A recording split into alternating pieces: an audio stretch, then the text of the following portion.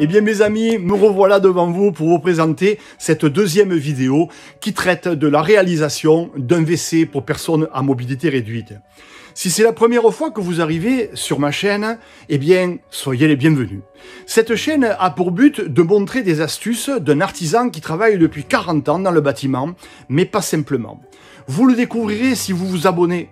De semaine en semaine, elle vous permettra, cette chaîne, de découvrir une multitude de choses. Sachez que je reçois vos abonnements comme une récompense.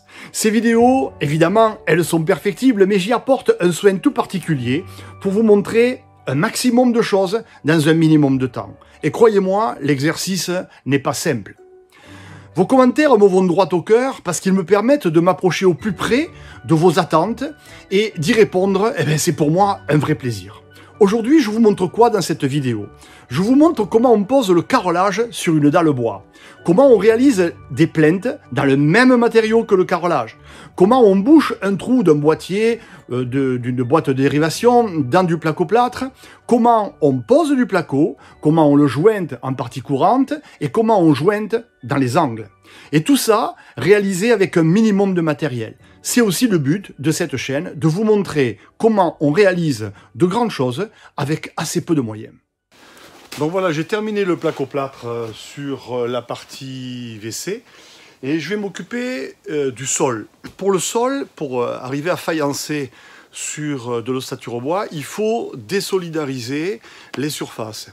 Il existe des systèmes et ces systèmes-là permettent d'adhérer sur le bois, mais ensuite d'accrocher le carrelage dessus et de désolidariser les plaques en cas de mouvement dans le temps. Eh bien, vous garantissez l'intégrité de votre matériau de support, donc le bois qui est dessous. Donc, je vais vous montrer cette mise en place de cette sous-couche. Sachez qu'il faut mettre ces matériaux-là, ces systèmes-là de désolidarisation. On ne faïence jamais, jamais directement sur du bois. On crée une interface. Dessous, ça permet d'accrocher sur le support. Et dessus, c'est là que viendra le carrelage.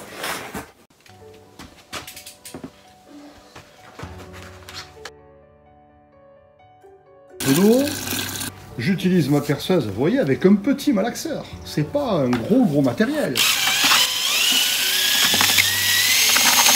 Et je vais travailler la viscosité. Toujours y aller par petites touches. Voilà. On a une bonne viscosité, donc on va pouvoir aller l'étaler. Voilà, je suis dans le lieu en question et les manœuvres suivantes vont vous montrer diverses étapes. Premièrement, un balayage pour faire une surface propre. Deuxièmement, je fais un nettoyage à l'éponge pour enlever toutes les micro-poussières et retrouver des surfaces dites amoureuses. Le produit va mieux adhérer sur le support. Une fois que j'aurai nettoyé ma surface, je vais appliquer ma colle. Je vais d'abord la serrer avec le plat de ma taloche et ensuite je vais travailler au peigne. Donc une fois que j'aurai travaillé au peigne, je pourrai plaquer mon interface sur le support.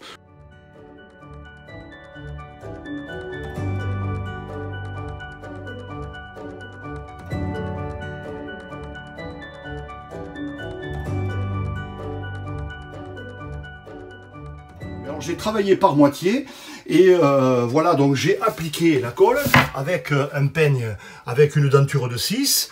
Mon produit est visqueux. Ensuite, j'ai pris une cale martyr pour mettre en émulsion le produit. Lorsque je vais frapper dessus, eh bien, le produit va pénétrer dans la fibre qui est dessous et va s'accrocher. Maintenant, je vais mettre mon petit coussin pour me protéger les genoux, comme je vous le recommande tout le temps, parce que là, sur les queues d'aronde, je vous garantis que ça fait très mal. Donc, petit coussin, ensuite on finit notre moitié, on pose les bandes, et ensuite on va mettre un scotch pour solidariser et couvrir le joint de coupe entre les différents morceaux.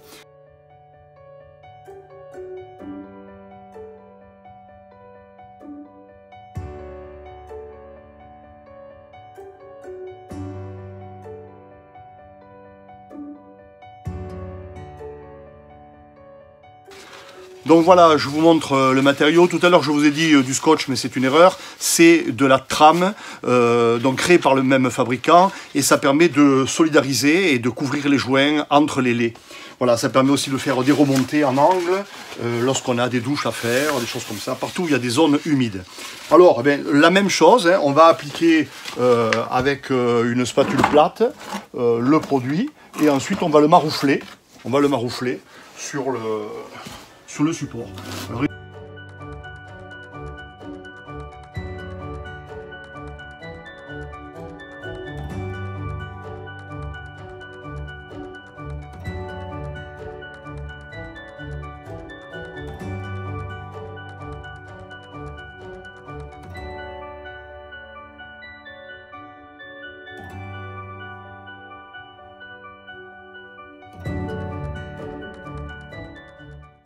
voilà, j'ai commencé par couper le seuil en aluminium.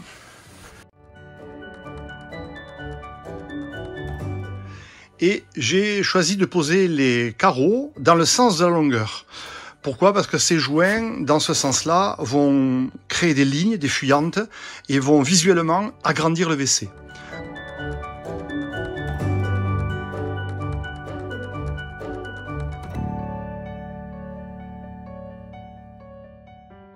Voilà, je vous montre la viscosité de la pâte.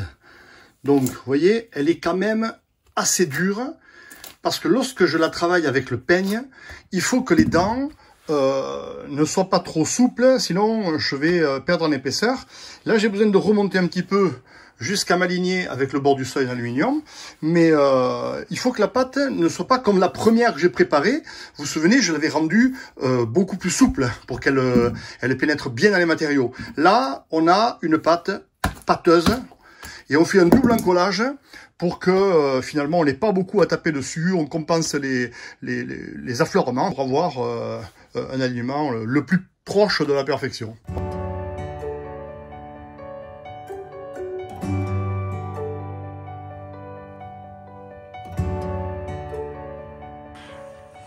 Voilà, on va laisser sécher. Vous avez pu constater que pour arriver à travailler, à terminer par moitié, j'ai mis des grands panneaux. Donc voilà, je vous les montre. C'est deux panneaux en OSB. Il y en a un qui est plus épais que l'autre. Alors je mets le plus épais dessous et le plus mince dessus. Alors ça permet de marcher sur des surfaces qui sont fraîches. Et on n'emporte pas lorsqu'on marche sur le panneau. Je parle bien de marcher, on ne court pas sur ces panneaux-là, hein, on marche. Et ça permet, si on se déplace un peu rapidement sur les panneaux, on ne fait pas glisser les carreaux qui sont dessous. Donc c'est le panneau qui sera dessus qui va se déplacer. C'est celui-là qui va glisser et n'emportera pas, avec le poids, ne décalera pas les joints. Voilà, et je dis bien marcher. Il faut pas courir sur ces panneaux parce que ça peut faire une patinette, ça. Hein. Donc, quand on se déplace sur des carrelages fraîchement posés, on y va doucement. Voilà. Donc, et on est sûr de pouvoir se déplacer sur les surfaces fraîches. Voilà. Alors, on va fabriquer des plinthes avec le même carreau. Donc, on commence par le traçage. 7,5. Et ensuite on positionne le carreau sur la carrelette, on aligne sur les axes la molette sur le trait, et pareil ici, ce carreau est long, là il fait 60 cm, donc il faut bien aligner. Et ce qui est important, c'est toujours l'entrée ici, le départ et la sortie. Il faut que le coup de molette, là je vous le montre, alors je suis obligé de tenir avec la main, j'amorce et je vais jusqu'au bout. Faut pas interrompre. Alors là, sur un carreau comme ça c'est une qualité de carreau qui se coupe très très bien, hein, sur 60 cm, mais c'est surtout aussi lié à la molette. Il faut que la molette elle soit de bonne qualité, qu'elle soit la plus neuve possible. Sinon, vous ne créerez pas un sillon régulier. Voilà, après avoir découpé les plinthes dans le même carrelage, par division, hein, vous avez vu, on a divisé le carrelage en deux, eh bien, je les ai posés. Voilà, c'est OK. Quelquefois, on positionne un boîtier pour installer une prise ou autre chose, et on se rend compte que c'est pas le bon endroit, et puis on a tout simplement changé d'avis. Dans notre cas, au lieu de mettre un interrupteur, on va mettre un détecteur de présence dans ce WC. Donc l'interrupteur n'a plus de raison d'être. Alors je vais vous montrer comment on rebouche un trou dans le placo-plâtre. C'est très simple et rapide. Je prends la même scie cloche avec laquelle j'ai percé. Je fais un bouchon. Je récupère le morceau. Dans la bandelette, ben, je débite la surface d'appui. Je vais la plaquer dessus, la visser. Derrière, je rapporte mon bouchon. Et comme ça, je rétablis la surface pour pouvoir faïencer dessus. Voilà. Petite précision, pour arriver à bien faire tirer les vis sur la partie inverse, mettez des petites platines métalliques, des petits morceaux de rail, pour que la vis puisse tirer et se fraiser dans la matière. Voilà, on va disposer les gaines.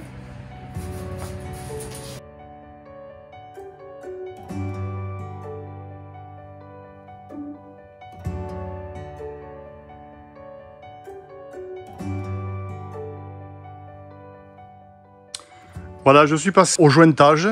Je suis en train de terminer les surfaces pour ensuite légèrement poncer et mettre en peinture. Donc je vais essayer de vous montrer comment je pose les angles.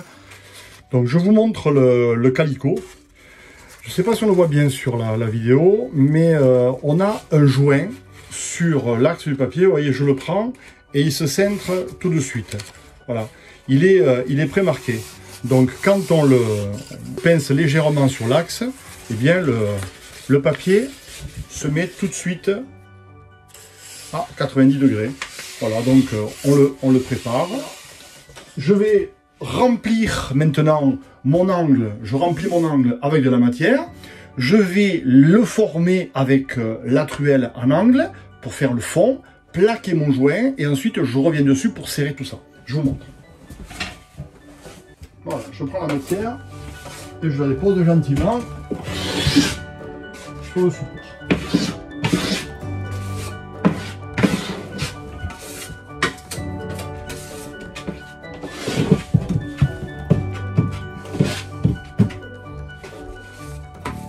Parce que si je vous montre ça en accéléré, bon, vous n'allez pas voir grand chose. Vous allez me voir faire les choses, mais vous n'allez pas comprendre comment on fait. Donc, je prends le temps de vous le montrer.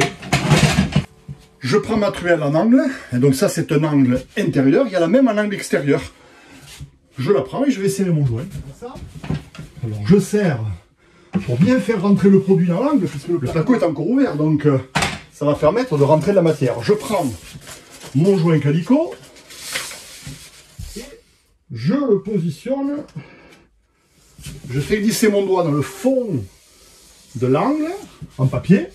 Alors là je sens que le produit il est frais, ça colle bien, hein, ça colle même très très bien. Voilà, donc là, j'ai serré le bas.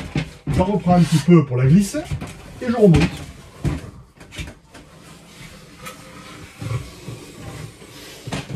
Voilà, une fois que j'ai fait ça, eh bien j'ai étendu le papier, parce que le papier sur la matière qui est humide, il va légèrement se dilater. Donc il va se détendre, et quand je le tire, je le serre en même temps, mais je le tends en même temps avec cet outil-là, je le tends.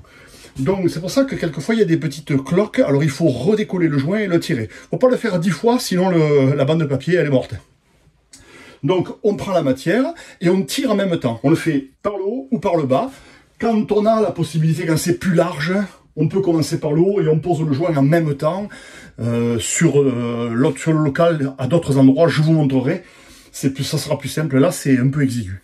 Mais voilà, sur cette manœuvre, on peut le faire en 2 fois. J'ai commencé tout à l'heure par la moitié. Je serre mon joint de la moitié vers le bas. Et ensuite, je reprends de l'axe et je remonte vers le haut. Comme ça, mon papier il est détendu autant sur le haut que sur le bas. Et je ne tire pas toute la tension sur la même ligne.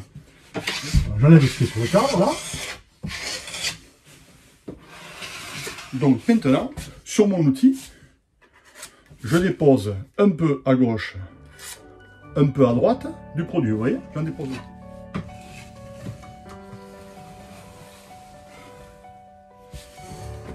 Et voilà. C'est compliqué parce que blanc sur blanc, on voit pas tout. Par contre, lorsqu'on applique la matière avec l'outil, on a une sensation d'accroche ou de glisse. Ça, quand vous le ferez, vous allez l'appréhender parce que c'est physique. Quand on appuie la truelle, à des moments, on sent l'accroche et on sait qu'il n'y a pas de matière. Ça veut dire qu'on touche le carton. Et par contre, quand on glisse parfaitement, on a une régularité du trait, on le sent, la vibration de l'outil dans la main, eh bien, on a ce lissage parfait. Et on sait qu'on a déchargé de la matière au fond dans l'angle et sur les côtés. Et comme je vous le disais, si ça déborde un petit peu sur les côtés, c'est pas grave. L'important, c'est d'avoir un joli fond d'angle, parce que ça définit parfaitement, c'est très beau, une fois que c'est peint. Sur les côtés, on arrivera toujours à poncer s'il y a des petits décalages. Ne cherchez pas à avoir une surface au premier coup impeccable. S'il y a un peu de matière qui dépasse un petit peu là, eh bien, vous pourrez après, par ponçage, y revenir. Voilà, je suis désolé pour la lumière, mais bon, en étant seul, c'est compliqué de vous montrer tout ça. On aura l'occasion, sur l'autre vidéo, de vous le montrer plus précisément, avec plus de lumière. Là, je ne peux pas mettre le pied et le spot dedans.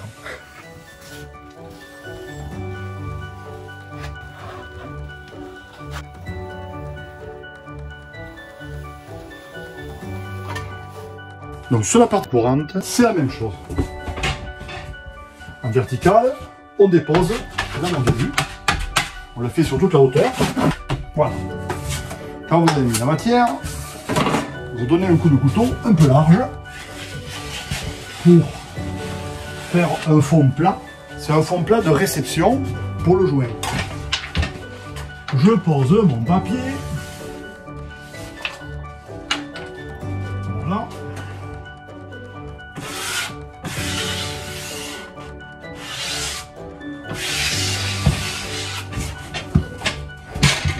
Une fois qu'il est posé, je change de couteau. Je prends un couteau plus étroit. Et là, de haut en bas, alors je tiens avec ma main gauche, je tiens le joint, et ensuite je serre dessus pour enfoncer mon joint calicot. Je l'enfonce, et quand je vois qu'il roule, c'est qu'il est en train de se détendre. Donc je suis en train d'apporter de la matière, et je serre, et en même temps, je tends mon joint sur l'axe. Je reviens dessus, voilà. Alors c'est pareil, on prend toujours un peu de matière sur l'outil pour aider à la glisse. J'en pose dessus, comme ça vous n'arrachez pas le papier, et vous serrez votre joint sur le fond de joint que vous avez préalablement appliqué. Voilà, cette partie-là est terminée. Maintenant, puisque le joint calicot il est au fond, eh bien, on va pouvoir le couvrir, parce qu'il ne faut pas que le papier soit à fleur. Il faut que le papier soit couvert par la matière. Donc, on fait le fond de joint, comme ça il va coller, on en laisse suffisamment pour qu'on puisse ensuite serrer le joint sur ce fond de joint, en tirant la bande calicot. Au départ, on tient la bande, sinon on l'emporte. On tient la bande, on la serre, et on met un peu de matière sur le couteau qui est plus étroit, donc lui, il va rentrer dans le bord désaminci, les bords amincis, pardon, des deux plaques. Et donc, là, vous allez pouvoir serrer le joint au fond du joint. Et après, on va revenir avec la pâte pour couvrir complètement. Et lui, il vient armer, il vient donner du raid à la structure. Vous voyez, quand je mets mon joint dessus, il disparaît dessous. Vous voyez? On ne doit plus le voir, le joint. Très très légèrement, mais il ne doit pas être à fleur.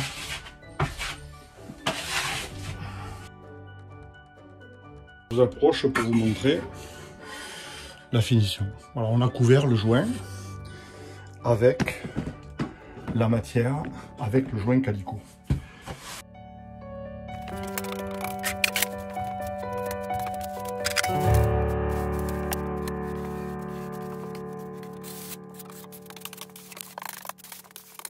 Et bien voilà, c'est la fin de cette deuxième vidéo sur la réalisation d'un WC pour personnes à mobilité réduite.